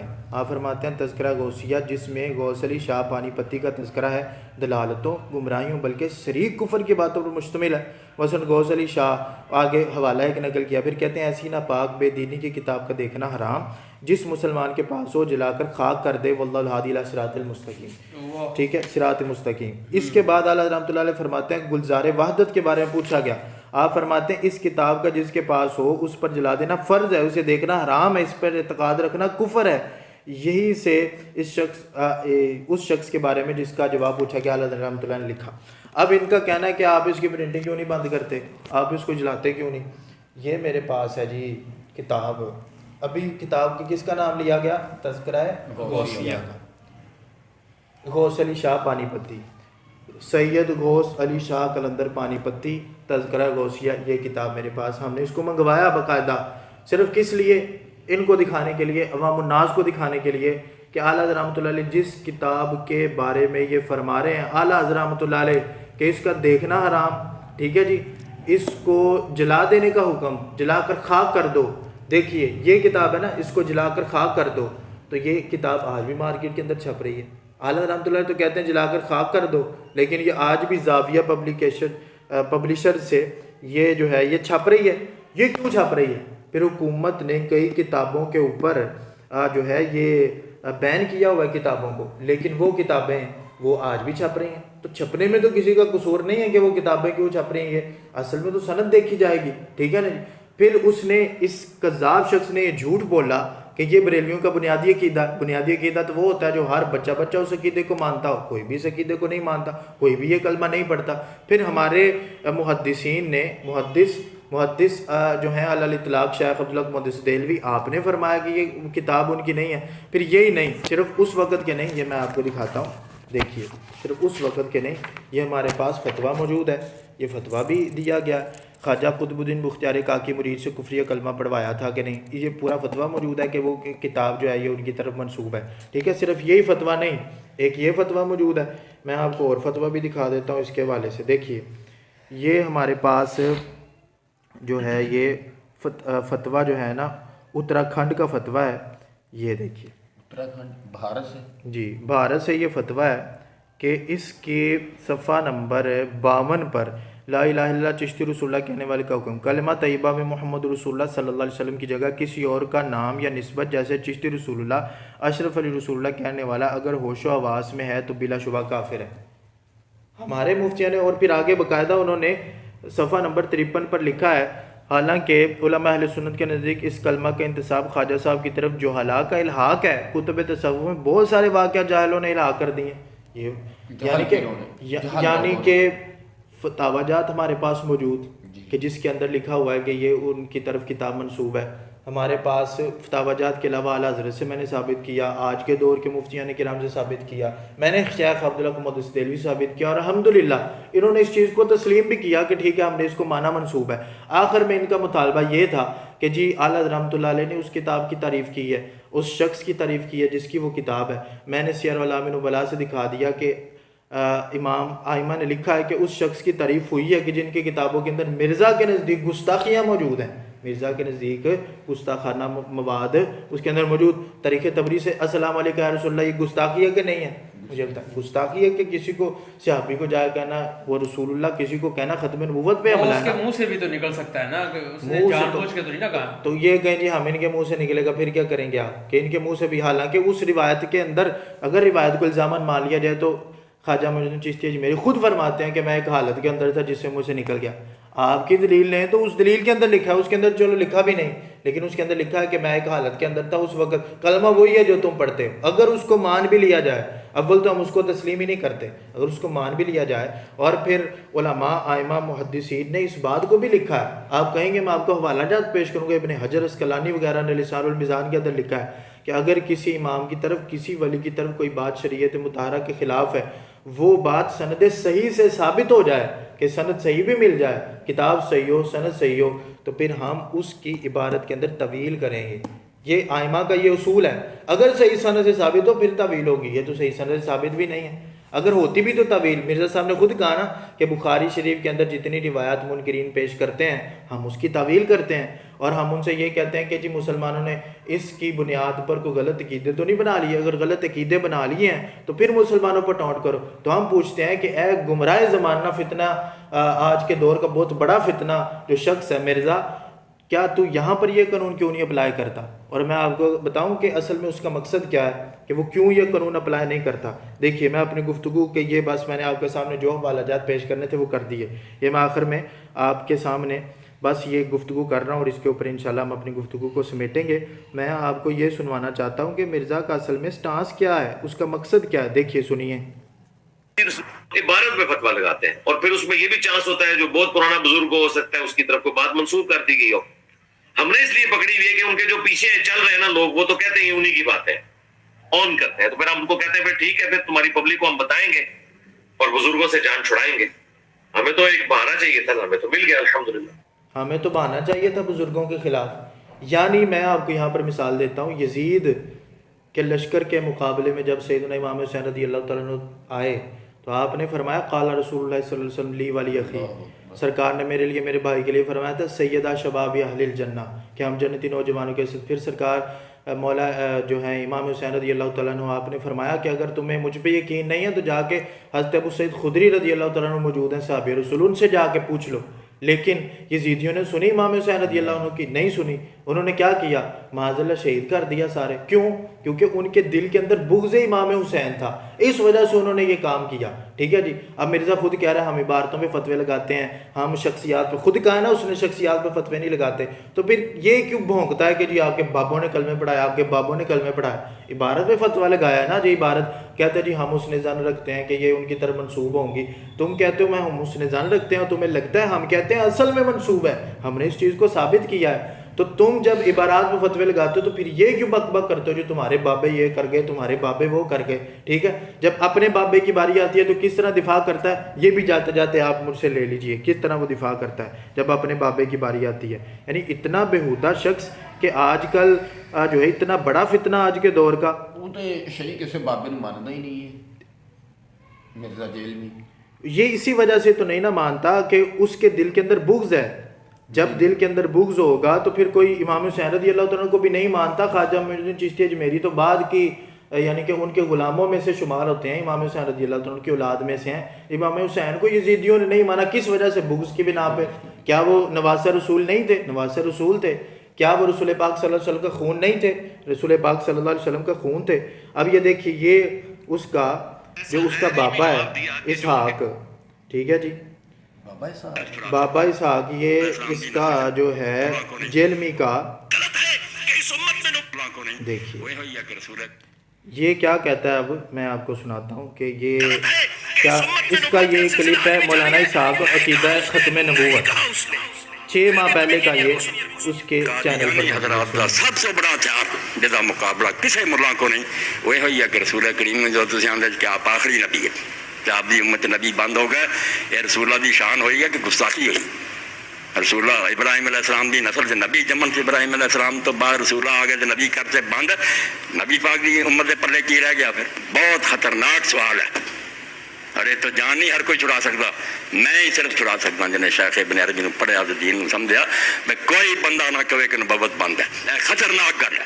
یہ کہو کہ منصب نبوت بند ہے، پوسٹنگ نہیں ہونی، ان کوئی اعلان نہیں کوئی شخص کر سکتا کہ میں نبی ہوں نہ لوگوں کو کہوں گا مینوں منو، یا اپنے بارے کیا جڑا نہیں منتا وہ کافر ہے، یہ گل نہیں، یہ ختم۔ یہ کی ہے منصب نبوت، مگر ڈگری مرتبہ کمال سب موجود، امت فیض نہیں بند، یار نبوت دائما انہوں کہنا چاہیے، اس امت کے اندر بھی نبوت جاری ہے، بالکل کمال میرے۔ مجھے اپنے 2 شیخین کے اوپر فخر ہے، ایک شیخ زبیر لیزئی رحمہ اللہ تعالیٰ اور دوسرے مولانا اسحاق صاحب رحمہ اللہ تعالیٰ۔ دونوں ایک ہی سال میں فوت ہوئے، میرے لیے تو وہ عام الحزن ہے، جس طرح نبی الاسلام کے لیے ایک ہی سال میں جناب ابو طالب کا فوت ہو جانا اور سیدہ خدیجہ کا فوت ہو جانا۔ تو جو چشتی رسول اللہ اور اشرفی تھانوی رسول اللہ کلمے کا دفاع کر رہے ہیں، گویا وہ اس کے ماننے والے ہیں۔ وہ کل تک تو بریلوی کہتے تھے کہ جو بندی کافر ہیں، اشرفی تھانوی کلمے کو انڈورس کیا ہوا ہے ان کے ابے نے، اور جب انہوں نے چشتی رسول اللہ نکالا اور میں نے اسے پبلکلی ہائی لائٹ کیا تو اب دونوں اپنے اپنے کلموں کا دفاع کرنا شروع ہو گئے ہیں، یہ کہہ کہ جی ہم پڑھواتے تو نہیں ہیں۔ کوئی سیدھا کوئی کفریات بکوائی تھی انہوں نے، اور سب سے بڑا بزرگ وہ ہے کہ 800 سال سے یہ کتابیں چھپ رہی تھیں، ہمارے سارے 800 سال کے بزرگوں کا علم الغیب فارغ کہ انہیں یہ پتہ ہی نہیں چلا یہ کیا بیہودہ چیز ہے۔ کتاب بھی تبدیل ہوگی، ہمارے بزرگوں میں اتنی طاقت بھی نہیں کہ اپنی کتابوں۔ اب یہی بات اگر ہم بخاری یا احادیث پر کریں کہ کیا یہ اس پہ بھی فٹ آتی ہے؟ کہ رسول پاک صلی اللہ علیہ وسلم نے جن کتابوں کو اپنی طرف منسوخ کیا بخاری کو یا مسند احمد جو حدیث کی کتاب ہے اور اس کے اندر بھی گستاخیاں موجود ہیں، تو ہم یہ بھی کہیں کہ رسول پاک صلی اللہ علیہ وسلم کا معاذ اللہ علم غیب فارغ ہو گیا، اتنی دیر سے چھپ رہی ہیں، ان کو پتہ ہی نہ چلا کہ اس کے اندر جو ہے وہ جناب گستاخیاں بھی موجود ہیں اور اس کو نکال دیتے، تو اس کے اندر سے وہ نکالتے، ان محدثین جو ہیں اس کو نکالتے، اگر گستاخیاں موجود تھی تو اس کو نکالتے، نہیں نکالا کیونکہ اصول و ضوابط موجود تھے اور یہ ساری چیزیں موجود تھیں۔ اب کیا رسول پاک صلی اللہ علیہ وسلم کے لیے بھی یہ عقیدہ مانیں گے کہ رسول پاک صلی اللہ علیہ وسلم نے کا علم غیب فارغ، رسول پاک صلی اللہ علیہ وسلم کا یہ سارا کچھ؟ اب وہ بابا اسحاق خود جو ہے وہ ختم نبوت پہ حملہ کر رہا ہے اور اس کو کیا کہہ رہا ہے؟ یہ میرے شیخ ہیں، میرے شیخین ہیں یہ، اور پھر کہتا ہے اس کے مرنے پر کہتا ہے جی یہ میرے لیے عام الحزن تھا، اور اوپر لکھا ہے مولانا اسحاق رحمہ اللہ۔ آئی بھی ان چیزوں کو ہائی لائٹ کر سکتے یا بچا سکتے، یعنی ایک ٹرم حسن زن رکھ لیتے ہیں۔ یہ ہم مولانا اسحاق صاحب کو بھی ان باتوں کا پتہ تھا، وہ چشتیہ کی اس طرح کی صوفیانہ کلام سے صرف نظر کیا کرتے تھے، سارا ان کا غصہ حضرت معاویہ رضی اللہ تعالیٰ عنہ پہ نکلتا تھا، جو جسٹیفائی تھا، میں اسے غلط نہیں سمجھتا، سوائے چند ایک جو سخت الفاظ انہوں نے استعمال کیے۔ اوورآل اس مقدمے میں ہم ان کے ساتھ ہیں، لیکن صوفیاء کے بارے میں وہ ڈھیلے پڑ جاتے تھے، یہ تو بڑی زیادتی والی بات ہے۔ اور یہ وہ واحد وجہ ہے جو مولانا اسحاق صاحب کے اسٹوڈنٹس اور ہمارے اسٹوڈنٹس کے درمیان ایک بون آف کنٹینشن ہے، کہ ہم کہتے ہیں مولانا اسحاق صاحب کا اصول جو حضرت معاویہ کے بارے میں تھا نا، اس سے ورس کنڈیشن میں صوفیاء کے لیے ہونا چاہیے تھا، وہ نہیں تھا۔ یہ ایک اختلاف کی بات ہے، باقی ساری چیزیں فروعی ہیں، اصل جو عقیدے میں ہمارا بنیادی اختلاف ہے وہ یہ ہے۔ اور یہ مولانا اسحاق دیکھیے کہ حضرت امیر معاویہ رضی اللہ تعالیٰ عنہ کے بارے میں سخت زبان یعنی صحابہ رسول کے بارے میں کرتا ہے تو میں اس کو جسٹیفائی کرتا ہوں، یعنی اتنا کوئی بندہ بےہودہ ہو سکتا ہے، اتنا کوئی بندہ جو ہے وہ کس حد تک، میں کیا لفظ اس کے لیے استعمال کروں، آپ آگے دیکھیں۔ صاحب کی زندگی میں نے ان کے سامنے ہائی لائٹ کیا، اور مولانا اسحاق صاحب اس اعتراض کی وجہ سے قادیانیوں کو جواب دیتے ہوئے ٹینشن میں آ گئے، اور انہوں نے ایک ایسا غلط جواب دیا، ایسا غیر علمی جواب دیا کہ جو ان کے گاٹے فٹ ہو گیا۔ ایسا غلط جواب دیا، ایسا غیر علمی، یعنی اپنا بابا بات کرے، یہ اس نے جو بات کی ختم نبوت پر ڈاکہ ہے کہ نہیں، سیدھا ڈاکہ، خود اس کو کنڈیم بھی کر رہا ہے اور پھر کہتا ہے ایسا غلط جواب دیا مولانا اسحاق رحمہ اللہ نے، ایسا غلط جواب دیا، ٹھیک ہے جی، ایسا غلط جواب دیا اور غیر علمی جواب دیا۔ جب بات آئے حشت بہشت کی، جب بات آئے خواجہ معین چشتی اجمیری کی، جب بات آئے حضرت امیر معاویہ رضی اللہ عنہ کی یا صحابہ رسول کی، اس وقت اس کی زبان باہر جو ہے وہ زمین تک لٹکتی ہوئی ہمیں نظر آتی ہے اور بک بک کرتا ہوا، بکواس کرتا ہوا ہمیں ان کے خلاف نظر آتا ہے۔ جب اپنے بابا کی باری آئی ہے تو کس طرح بڑے احترام سے اسحاق رحمہ اللہ، اور وہ ہمارے شیخ بھی تھے، ہمارے بنا یہ بھی تھے، ہمارے یعنی بابی تو خود ہے، یہ کہتا جی میں نہ بابی نہ بابی، بابی تو خود ہے، اپنے بابے کے لیے لفظ کیا استعمال کریں، غیر علمی بات نکل گئی تھی۔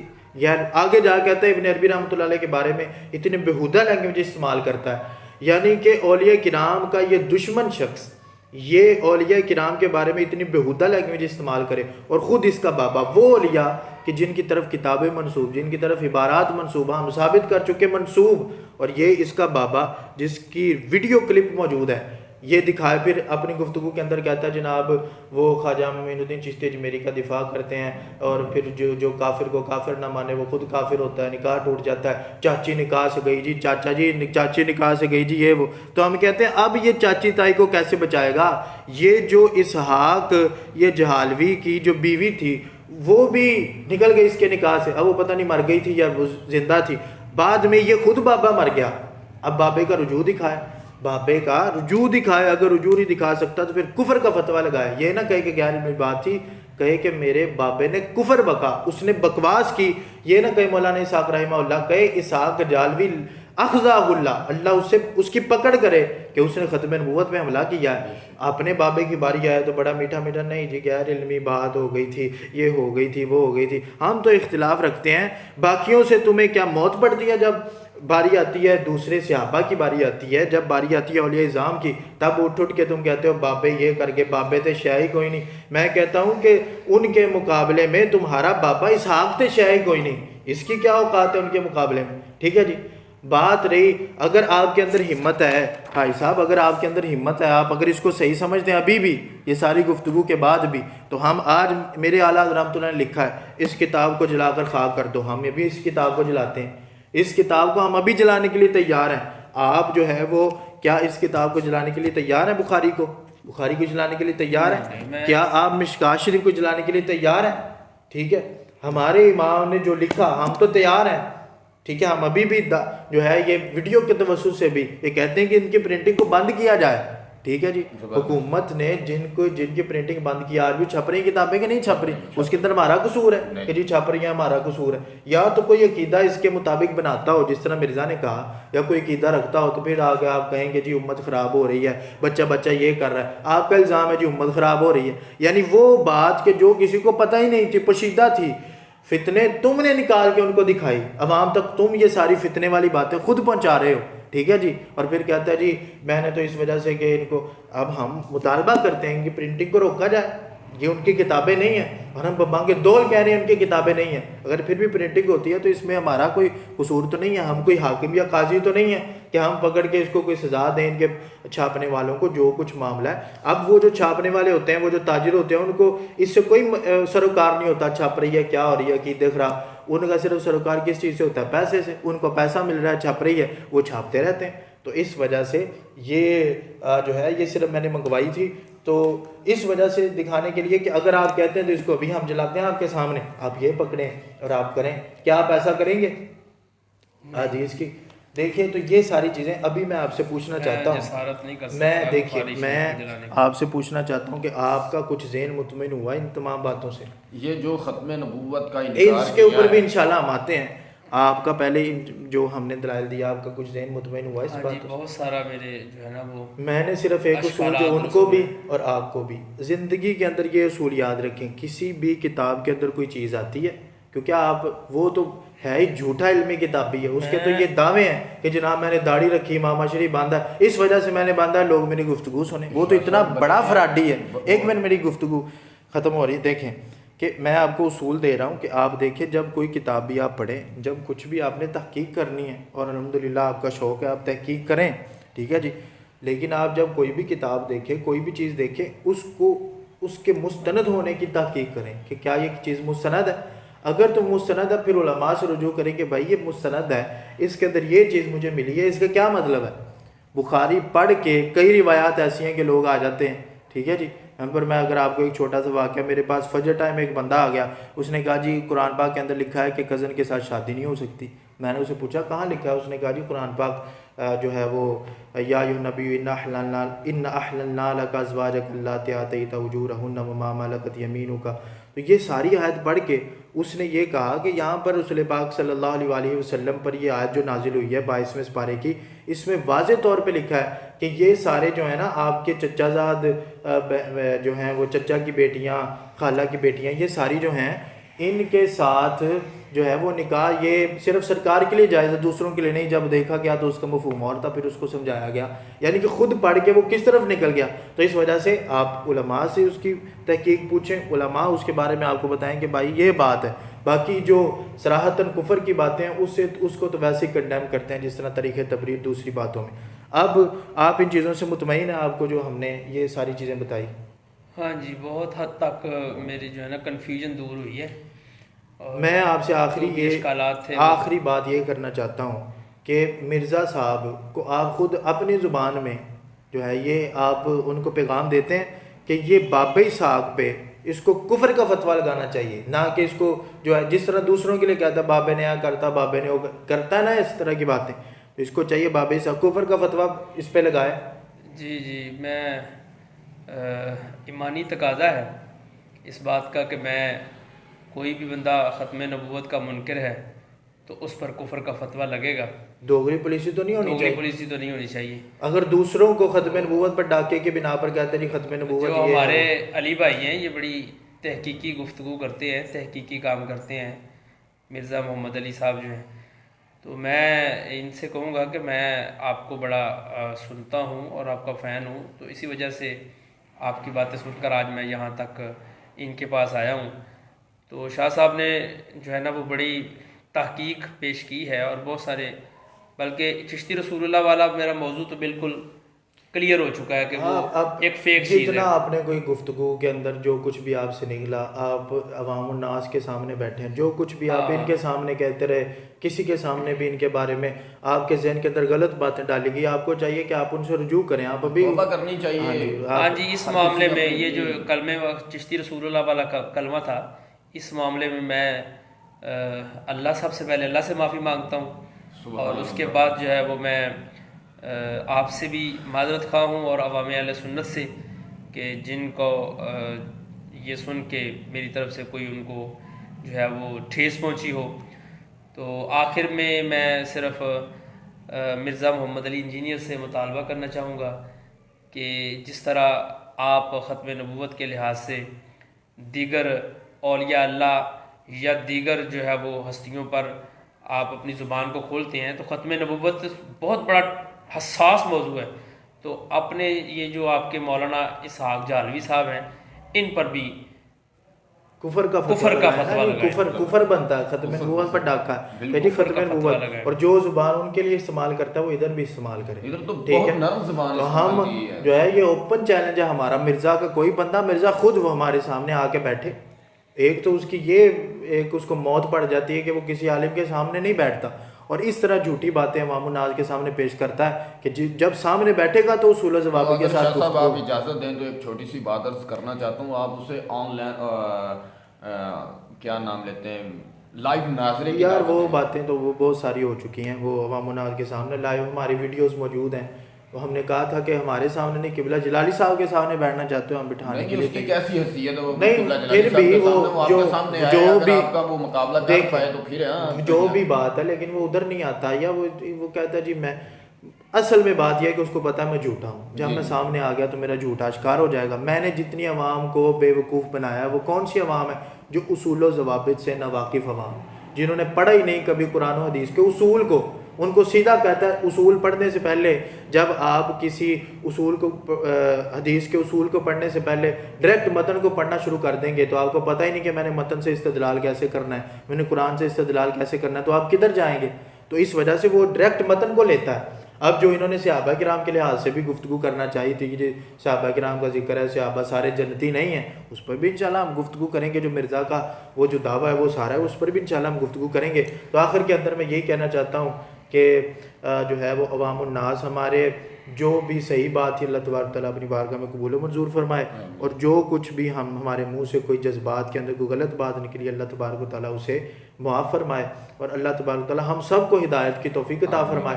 باقی جتنے آپ کے موضوعات ہیں انشاءاللہ تبارک و تعالیٰ وہ رکھ لیتے ہیں، ہم ٹائم اور رکھ لیتے ہیں انشاءاللہ تبارک و تعالیٰ اس کے لحاظ سے۔ میرے بہت سارے جو ہے نا وہ آپ کے ساتھ معاملات ہیں، موضوعات ہیں انشاءاللہ ایک ایک موضوع پر، اسی لیے ہم نے کیمرے کے اندر گفتگو کی تاکہ عوام ہم علیحدہ بھی کر سکتے تھے، تو ہم نے عوام الناس کے سامنے تاکہ کسی سے کوئی بات پوشیدہ نہ رہے، اس وجہ سے ہم نے یہ ساری گفتگو کی ہے۔ آخر کے ہم اللہ تبارک و تعالیٰ آخر کے اندر ہم اللہ سے دعا کرتے ہیں کہ اللہ تبارک و تعالیٰ ہم سب کو ہدایت کی توفیق عطا فرمائے، اور خصوصاً اس مرزا جیل بھی کو ہدایت کی توفیق عطا فرمائے، اگر اس کے نصیب میں نہیں ہے تو اللہ تبارک و تعالیٰ اس سے امت مسلمہ کا جو ہے وہ اس سے جان چھڑوائے، چھٹکارا اللہ تبارک و تعالیٰ دے۔ ہم ویسے تو دعا کرتے ہیں اللہ اس کو ہدایت کی توفیق دے دے، یہ اپنا یعنی کہ سارا کچھ اس کے جو ہے وہ سپیکنگ پاور موجود ہے، ذہین ہے، سارا کچھ ہے، لیکن سارا کچھ شیطانی رستے پہ وَإِنَّ الشَّيَاطِينَ لَيُوحُونَ إِلَىٰ أَوْلِيَائِهِمْ، وہ ان کی طرف صرف کر رہا ہے۔ تو اللہ تبارک تعالیٰ سے دعا ہے کہ رمضان کے مہینے میں اللہ تبارک و تعالیٰ یہ ہم اہل سنت کو مبارکباد بھی پیش کرتے ہیں کہ اللہ کے فضل اور توفیق سے ایک بندے بھی راہ راست پہ آ جائے تو وہ اس کی بھی بڑی جو ہے وہ انشاءاللہ، تو ہم یہ اللہ تبارک و تعالیٰ کی رضا کی خاطر ہم نے یہ سارا کچھ کیا ہے، اور ہمیں کچھ بھی نہیں چاہیے تھا، اللہ کی رضا کی خاطر آپ نے بھی اللہ کی رضا کی خاطر اس کو قبول کیا، اللہ تبارک تعالیٰ آپ کو بھی برکت نصیب فرمائے۔ انشاءاللہ تبارک و تعالیٰ دوسرے ٹاپک پر بھی ہم گفتگو کریں گے۔ اللہ تبارک تعالیٰ ہم سب کا حامی و ناصر ہو، وما علینا الا البلاغ المبین۔